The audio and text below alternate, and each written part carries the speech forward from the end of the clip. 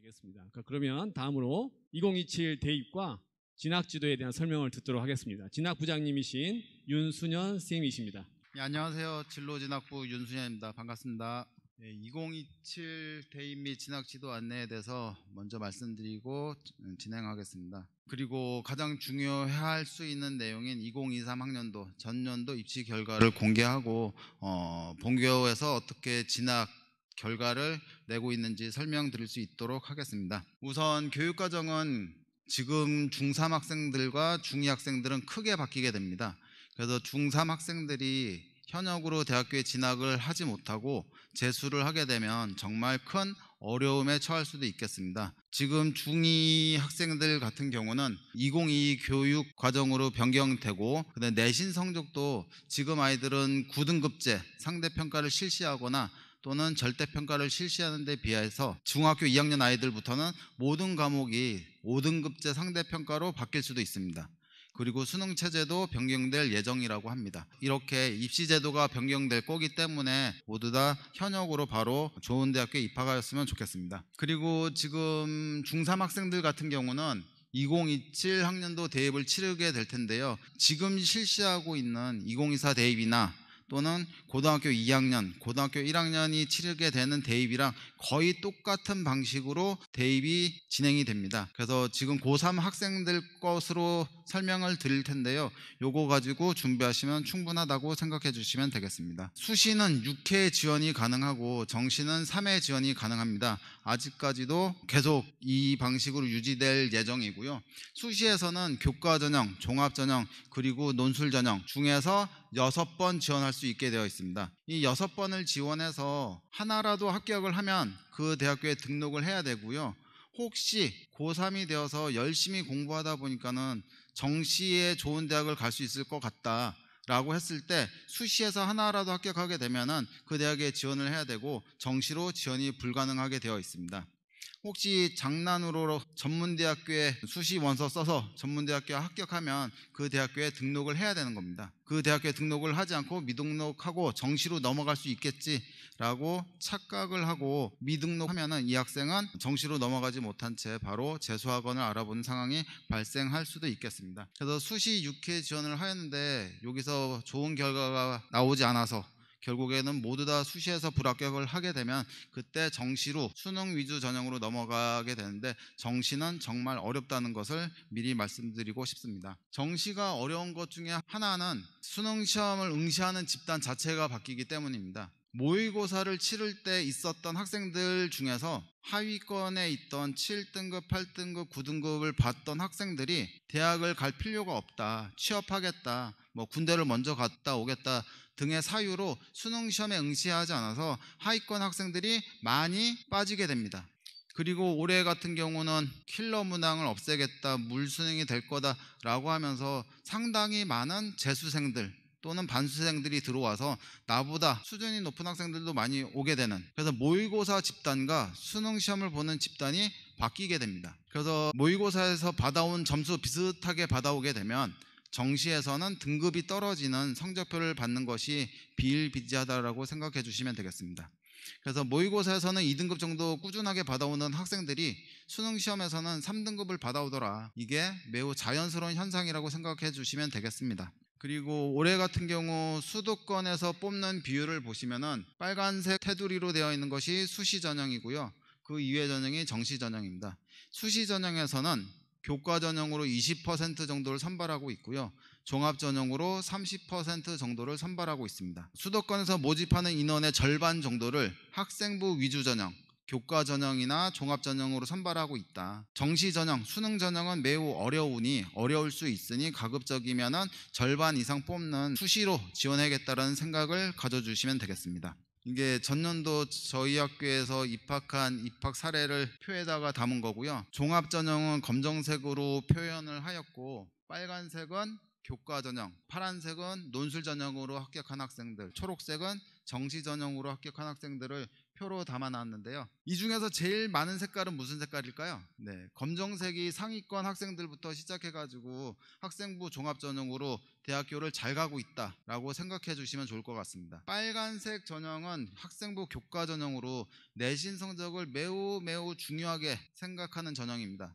수능 최저를 통과하고 내신 성적 좋은 순으로 합격을 하더라라는 게 교과 전형입니다. 그래서 상위권 학생들이 교과 전형으로 안정적으로 합격할 수 있는 곳 한두 개 써놓고 상향 지원하기 위해서 종합 전형으로 또 합격을 하고, 그래서 교과 전형은 종합 전형의 기본이 된다라고 생각해 주시면 좋을 것 같습니다. 안정적으로 교과 전형에서 한 개 또는 두 개 합격하고 한 단계 높여서 서류가 훌륭하니 학생부가 좋으니 종합전형으로 좀 상향 지원해봐야겠다라고 생각해 주시면 좋을 것 같습니다. 그리고 파란색은 좀 중간 아래에서 좀 많이 보여지는데요. 파란색은 논술 전형입니다. 논술 전형 같은 경우는 등급이 부족해서 서울에 있는 대학교에 교과 전형으로 종합 전형으로 지원하는 게 불가능하겠다라는 판단이 들 때 수시에서 지원할 수 있는 전형이 논술 전형밖에 없습니다. 그래서 3등급 대 후반 4등급 대 5등급 대 아이들이 서울에 있는 대학교 가고 싶은데 갈 수 있는 전형이 논술 전형밖에 없다 보니 정말 많은 학생들이 논술 전형에 지원하게 됩니다. 그리고 정시 전형 같은 경우는 아까 말씀드린 바와 같이 졸업생들, 재수생, 반수생들이 많이 나타나기 때문에 조금 힘들 수 있다라는 전형이 정시 수능 위주 전형입니다. 서류 제일 중요한데요. 학생부에서 나오는 내용들 중에서 대학교에서 평가하는 요소들은 이와 같습니다.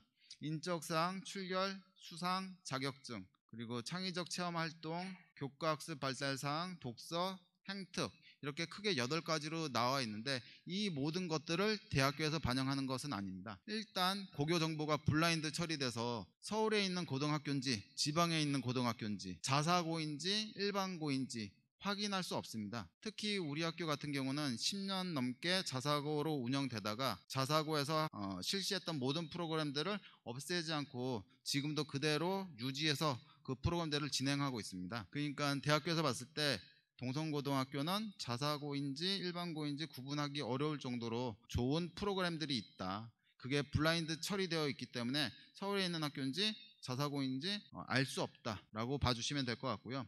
교사 추천서는 3년 전에 폐지되었고요. 자기소개서는 작년부터 해서 올해까지 2년째 폐지가 되었습니다. 수상 실적 학생부에 입력할 수 있으나 대학교에 대입전형 자료로 제공하지 않습니다. 독서활동 상황 입력할 수 있으나 대입 자료로 대학교에 제공하지 않습니다. 근데 독서활동 상황 같은 경우는 과세특으로 어떠한 책을 읽고 심화 연구활동을 하였다, 심화 탐구활동을 하였다 등과 같이 좋은 과세특으로 작성해 줄 수 있기 때문에 아직까지 독서는 매우 중요한 활동이라고 봐주시면 되겠습니다. 방과 후 활동 미기재, 소논문 금지, 영재 발명교육 미반영, 자율동아리 미반영, 교배에서 개인적으로 실시했던 봉사활동도 입력할 수 없는 걸로 축소되었습니다. 이와 같이 학생부에서 대입전형 자료로 제공하는 것들 중에서 많은 부분이 축소되거나 폐지되거나 미반영하는 걸로, 그래서 대학교에서 학생을 평가할 때 평가할 수 있는 요소가 많이 줄어들게 된 겁니다. 그래서 대학교에서 가장 중요하게 보는 것은 학업 역량,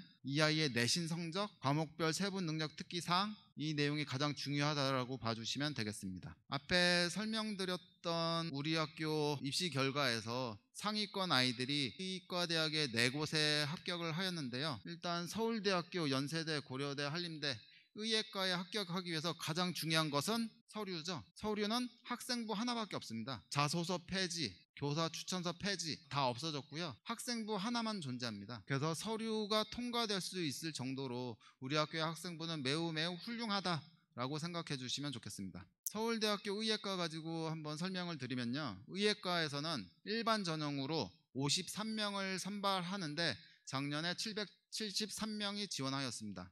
그래서 경쟁률이 약 15대 1이었고요. 서울대 의예과에 합격하였는데 이보다 더 좋은 학교가 있어서 빠져나가서 예비 번호 1번이 합격한 사례가 없죠. 그래서 서울대 의예과를 포기하고 다른 대학교에 가는 학생이 없으니까 충원 합격자는 0입니다. 예비 1번, 예비 2번 받았던 학생들은 불합격으로 서울대 의예과에 입학하지 못하게 된 상황이 발생한 거고요. 그래서 1단계에서는 773명 중에서 서류, 학생부가 우수한 학생 6명만 1단계를 통과한 거고요. 그 통과한 학생들 중에서 면접을 잘 치른 학생이 합격을 하게 된 겁니다. 그래서 본교의 학생부 서류가 매우 우수하다라고 이야기할 수 있을 것 같고요. 여기서 1단계 통과하고 본교에서 면접 준비 잘 시켜서 지금도 1단계 통과해서 수능 전에 면접 보러 가는 학생들이 많은 편인데요. 그런 학생들 적어도 2번 이상 담임 선생님과 진학지도부 선생님 3분이서 이렇게 모의 면접을 실시하고 있는 중입니다. 그래서 우리 학교 학생부는 매우 우수하다라고 이야기할 수 있을 것 같고요. 그 다음에 좀 세부적으로 들어가면은 학생부 교과 전형이라는 것은 수능 최저가 있으면서 내신 성적 좋은 순으로 합격시켜 주겠다라는 대학들입니다. 서강대를 예로 들면 약 10% 인원 172명을 수능 최저 세계 3등급, 국어 3등급이거나 수학 3등급이거나 영어 3등급이거나 이렇게 각각 3등급 이내인 과목이 3개 있으면 수능 최저를 만족시키는 겁니다. 그리고 내신 성적 좋은 순으로 아이들이 선발되게 되는 것이고요. 성균관대학교 같은 경우는 특이하게 국어, 수학, 영어, 탐구 5개 과목 중에서 인문계열은 세계합 6등급, 자연계열은 세계합 7등급을 충족시키면 그 중에서 내신 성적 좋은 순으로 합격시켜 주겠다라는 전형입니다. 맨 밑에 보시면은 수능 최저 없이 교과 성적만 가지고 학생들을 선발하는 대학들도 있습니다. 대표적인 대학교가 한양대학교인데요.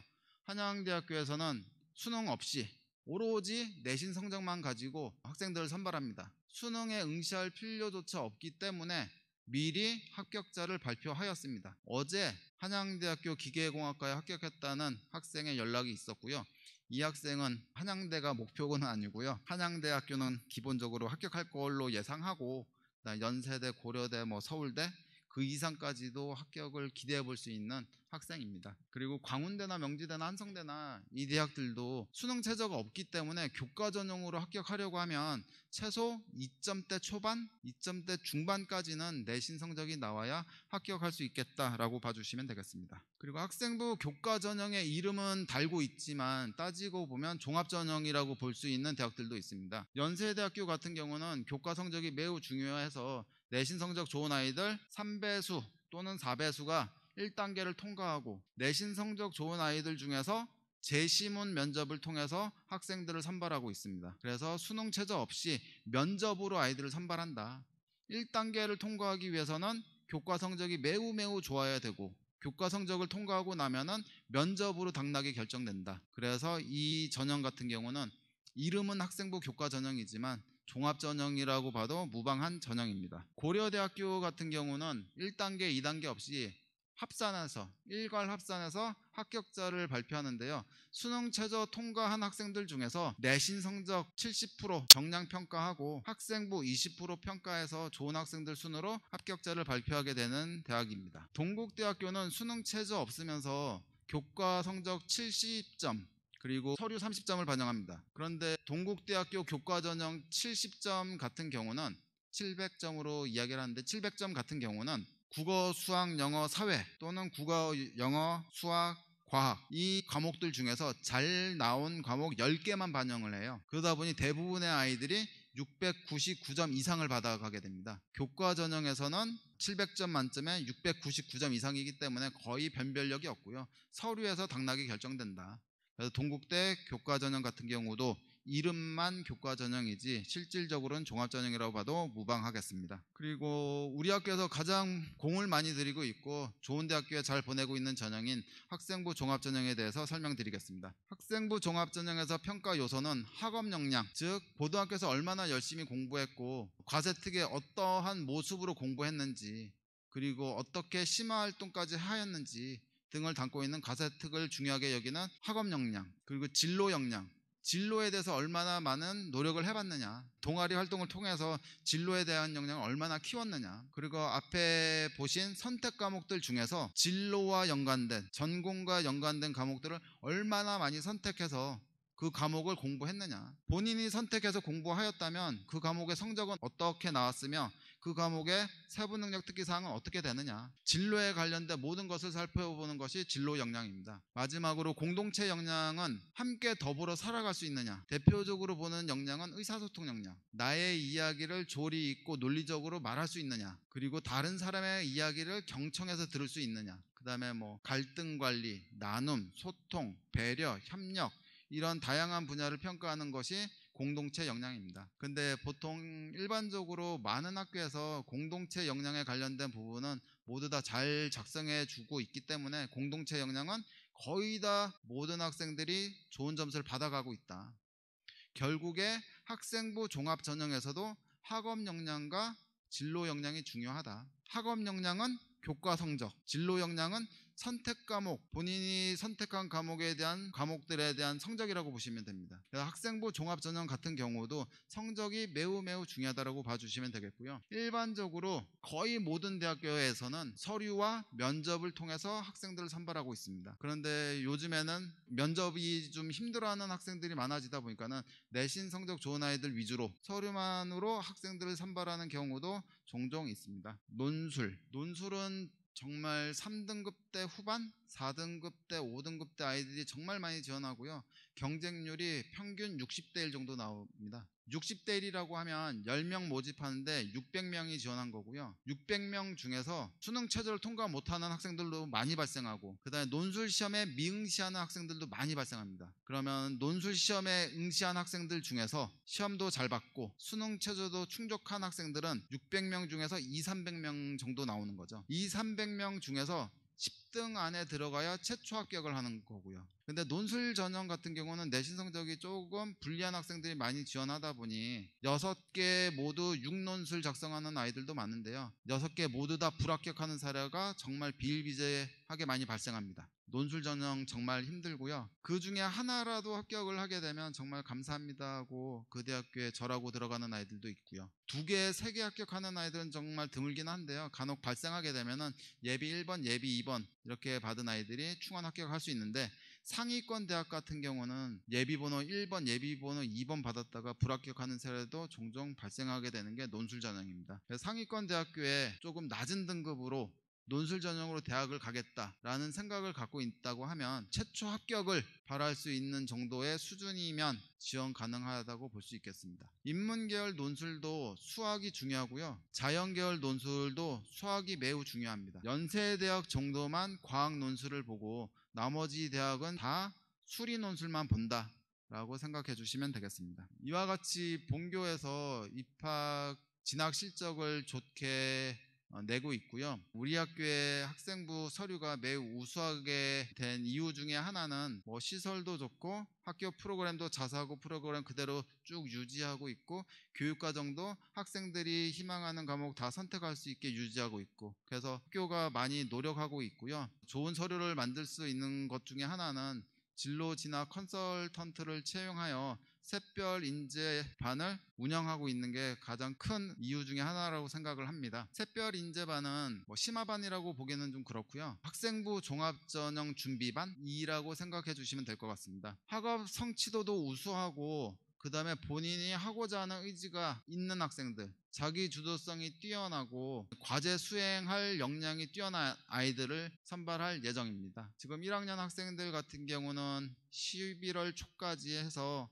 한 20명에서 30명 정도 샛별 인재반을 구성할 예정이고요. 2, 3학년은 1학년 때 선발된 인원에서 그대로 쭉 올라가면서 더 참가하고 싶어하는 학생들이 있으면 추가로 선발하기도 합니다. 그래서 샛별 인재반 같은 경우는 사고력, 과제 해결, 진로 역량 강화, 협업 요즘 가장 중요한 이슈 중에 하나인데요. 같이 어울려서 일을 할 수 있느냐, 협업 능력, 그리고 행동하는 지성인을 양성하기 위해서 노력하고 있는 프로그램입니다. 그리고 마지막으로 샛별 인재반에서는 토요 진로 진학 아카데미라는 것도 진행을 하는데요. 토요일까지 학교에 나와서 학생들에게 교육 프로그램을 제공한다. 이 내용은 대학교에서 정말 메리트 있는 내용이기 때문에 힘들지만 토요일에도 프로그램을 진행하고 있고요. 그 다음에 학생들도 힘들지만 토요일까지 나와서 교육에 열심히 임하고 있다라는 내용이 학생부에 기록되어 있다고 하면 대학교에서 좋은 서류로 평가받을 수 있을 것 같습니다. 이상으로 설명 마치겠습니다. 경청해 주셔서 감사합니다. 마지막으로 기숙사 관장님을 소개시켜 드리도록 하겠습니다. 이창모 관장님이십니다. 안녕하십니까. 별마루 기숙사 관장 이창모입니다. 별마루라고 하는 이름은 별은 동성이고 마루는 으뜸 최고 높은 곳. 그래서 동성고등학교에서 최고가 되겠다라고 하는 의지의 표현을 담아서 일기 학생들이 지은 기숙사 이름입니다. 이 기숙사를 잘 표현하신 분이 제 전임 관장님으로 기숙사는 단군 신화에 나오는 동굴이다. 어려움이 좀 있어도 열심히 참고 노력하면 뜻을 이룰 수 있는 것이기 때문이다 라고 표현을 해주셨습니다. 궁금한 점이 굉장히 많으실 것 같아서 이게 끝나면 기숙사에 모여서 자세히 설명도 드리고 시설도 한번 보실 수 있고 하는 시간을 만들겠습니다. 그런데 이제 시간이 없으셔서 가셔야 될 분이 있으시면 종합적으로 제가 짧게 안내를 드리도록 하겠습니다. 먼저 시설은 저희가 기숙사를 지을 때 한 10곳 이상의 학교를 탐방을 했었거든요. 그래서 장점을 다 끌어모았다고 생각을 하는데 그 중에서 가장 신경 쓰인 것이 자율학습실입니다. 다른 학교는 자율학습실이 거의 없어서 그러니까 학교 교실에서 공부를 하다가 잠자러 기숙사에 내려오거나 기숙사 방에서 공부를 합니다. 학생 관리가 참 어려운데 저희는 완벽한 시설에 개인 독서실처럼 자율학습실이 마련되어 있습니다. 선생님 두 분이 늘 상주하고 계시니까 학습 분위기는 굉장히 좋습니다. 그리고 기숙사 방은 2인 1실을 씁니다. 그리고 방마다 욕실이 있어서 아주 쾌적하게 생활할 수 있습니다. 그리고 밥이 진짜로 맛있다고 소문이 났습니다. 장학금도 굉장히 많습니다. 자사고일 때 전국에서 최고의 장학금을 주었었는데요. 이제 등록금 지원을 하지 않는 일반고가 된 이후에 모든 장학금이 기숙사로 굉장히 많이 넘어왔습니다. 그래서 성적 우수 장학금 학년별로 6명 주거든요. 성적 향상 장학금 10명 줍니다. 형제가 기숙사에 있으면 형제 장학금 주고요. 집안이 조금 어려운 친구들 열심히 하라고 법인에서 피스메이커스 장학금 준비되어져 있고요. 또 살다가 갑자기 어려워질 때 있어요. 누구 편찮으시다든지 입원을 했다든지 실직을 했다든지 이런 학생들을 위한 긴급 복지 장학금도 있습니다. 심지어는 방과 후 특강을 열심히 들으라고 방과 후 특강 지원 장학금도 있습니다. 그래서 총액이 한 1억 4천 정도, 그래서 40% 이상의 학생들이 장학금 지원을 받고 있습니다. 여러분도 도전해 보시기 바랍니다. 근데 장학금보다도 더 중요한 것은 학습 프로그램이겠죠. 저희가 인원수가 그렇게 많지가 않아서 학생들 개개인을 플래너를 중심으로 해가지고 상담을 해주고 있습니다. 아마 지금 기숙사에 가면은 고대생 아니면 성대생이 앉아 있을 겁니다. 학습실에. 그래서 1학년, 2학년 친구들이 공부하다가 모르는 거 있으면 언제든지 질문을 할 수 있는 시스템이 갖춰져 있습니다. 그다음에 뭐 졸업한 기숙사 선배들이 또 후배들 끔찍이 생각합니다. 그래서 와가지고 우리 과는 어떻고 너는 무엇을 하는 게 좋겠다 이렇게 함께 진로 탐색을 하는 프로그램도 있습니다. 또 아이들 아직 공부하는 방법을 모르는 경우 있어요. 그래서 공부 학습 방법이라든지 동기 유발을 일으킬 수 있는 아주 훌륭하신 선생님들 모셔가지고 특강도 하고 있습니다. 그리고 방과 후 특강이라고 하는 것도 있습니다. 작년에 제가 기숙사에 왔을 때 학생들이 굉장히 많이 외출이 심했어요. 그래서 어디 가냐 했더니 학원을 그렇게 가는 겁니다. 그래서 1시간 동안 가서 수업 2시간 듣고 또 1시간 동안 오고 학원비가 얼마니? 그랬더니 35만 원? 그 정도 하죠? 그런데 2시간 수업 듣겠다고 왔다 갔다 2시간 체력적으로 시간적으로 굉장히 낭비죠. 그래서 교장 신부님께 허락을 받아서 학원 선생님을 모셔오자. 그래서 검증된 학원 선생님을 모셔왔습니다. 그래서 국어, 영어, 수학 3과목을 학교에 선생님을 모셔서 일주일에 각 3시간씩 9시간 내신 대비 수능 대비 수업을 해주고 있습니다. 비용은 뭐 학원 한 과목 수강하는 정도의 비용입니다. 35만 원 그 정도일 겁니다. 그래서 기숙사에 들어오는 학생들은 학원 등록하지 마시고 학교에서 수업 듣고 왔다 갔다 하는 시간에 복습을 한다면 경제적으로, 시간적으로, 체력적으로, 학습적으로